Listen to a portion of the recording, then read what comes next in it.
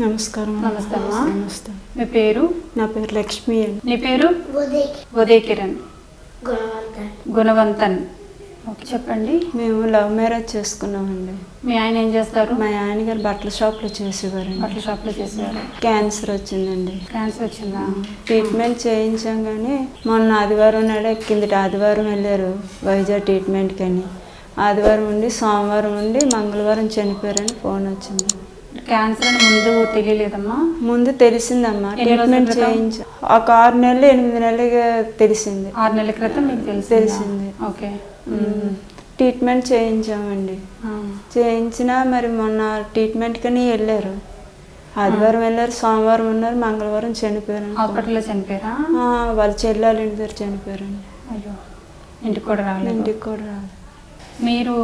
మీరేం పని చేసేవారు? నేను అప్పుడు బట్టల షాప్లో చేసేదాన్ని. ఇద్దరు ఒకటే షాప్లో చేసేవారా? ఒకే షాప్లో చేసేవారు. ఫ్యాషన్ హౌస్లో.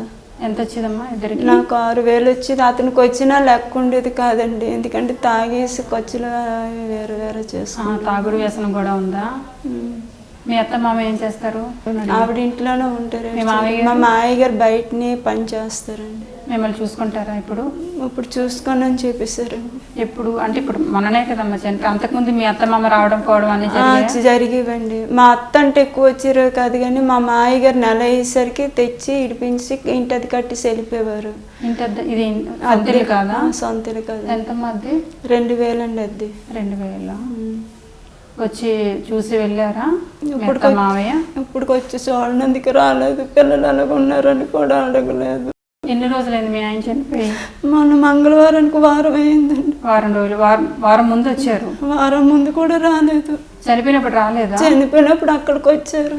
ఓహో, అక్కడే ఉన్నారు ఆవిడ చనిపోయేటప్పుడు. వాళ్ళ చెల్లెళ్ళ ఇంటికి వాళ్ళ అమ్మగారు తను వెళ్ళారు. ట్రీట్మెంట్కనే వెళ్ళారు. ఇలా జరుగుతుందని అనుకోలేదు.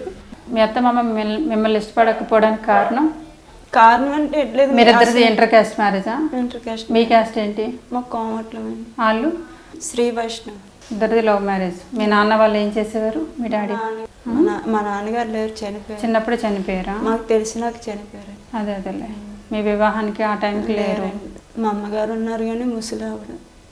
వారికి పింఛనీ ద్వారా బతుకుతున్నారు వాళ్ళు. మీకు వేరే ఆధారం ఏమీ లేదు? మీకు ఏ ఆధారం లేదు.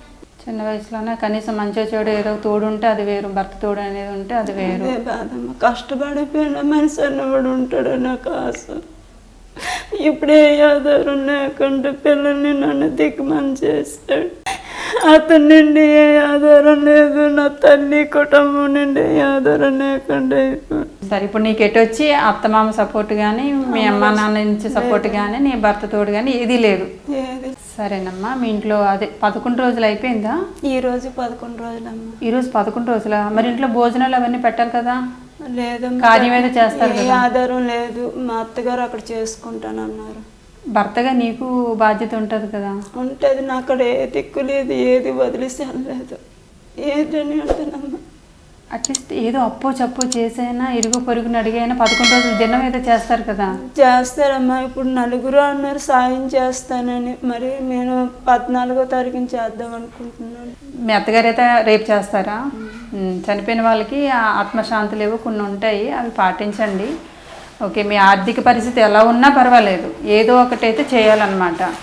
సో అది ఇవాళైనా కార్యం ఎవరైనా పెద్దవాళ్ళని అడిగానా, బియ్యం లేకపోతే నేను బియ్యం తెప్పిస్తాను, వాటితోనే ఒకరికో ఇద్దరికో ఇంట్లో పిలిచి భోజనాలు పెట్టి మీ ఆయనకి ఏదో పిండం పెట్టడమో ఏదో పూజలు చేయించడమో ఏదో ఒకటి చేయించండి. మీరు క్రిస్టియన్ అయితే దానికి తగ్గట్టుగా ప్రార్థన చేయించడమో ఏదో ఒకటి చేయించండి.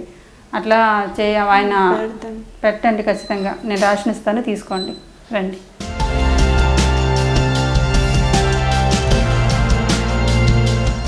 అర్జెంటుగా ఆ పని ఏదో చూడండి అమ్మా. మరీ ఎంత దీనస్థితిలో ఉంటారని నాకు నిజంగా తెలియదు. అసలు మీరు నీకు ఇక్కడ ఊరు వచ్చిన తర్వాత మీ గురించి చెప్పారు, ముందు నాకు అంత తెలియదు మీ గురించి.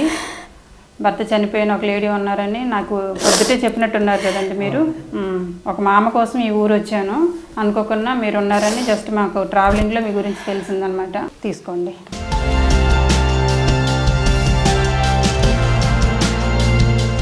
అమ్మా, ఇప్పుడైతే నీకు 16,000 ఇస్తున్నాను, ఓకేనా? తీసుకొని ముందు అర్జెంటుగా కార్యక్రమాలన్నీ యథావిధిగా జరిపించండి. సాంప్రదాయాలు మనం పాటించాలి.